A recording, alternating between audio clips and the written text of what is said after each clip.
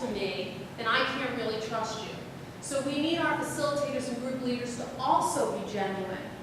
And for them to be genuine, what did I say is important for people who are genuine to be in terms of their thoughts and their feelings? How are they supposed to be? Non-judgmental. Okay, they're supposed to be non-judgmental and they're supposed to be congruent, which means that you as facilitators and group leaders also have to work to be more self-aware. You have to work to be able to say, oh, this really kind of bothers me. You know, somebody is more in touch with your own feelings. So you have an opportunity to be more genuine. Okay? How do you be more genuine to the person who's talking to you like that? Do you say, what would you say? Okay, well what you would do is hopefully you would learn to who doesn't have that reaction.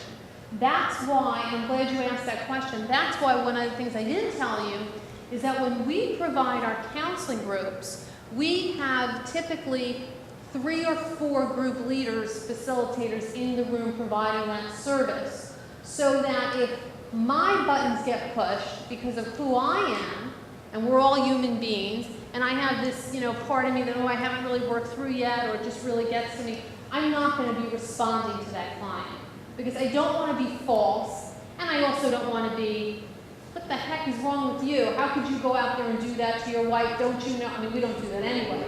But even if I wasn't saying it and I was thinking that, that would come through in my responses. So we really want to be careful and work together to do that. Yes? I just wanted to add that, towards your point, I think being a good listener is one of the greatest gifts you can give someone. Absolutely. And that's a whole section that I'm going to do it on, because being a great listener is not so easy to do. I mean, think about it. You say, oh, listening. Everybody listens. Who can listen? Why do I have to even come to...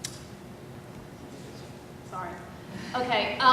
Think about it in your own lives when somebody tells you, you've gone to tell somebody's story. You had a hard day. You had, last night you were up with a backache and you couldn't really get a good night's sleep. And sometimes, some people you might say, now, some people in your lives, and you all know who I mean, are going to say back to me, well, Holly, come on. Or say, yes, I know.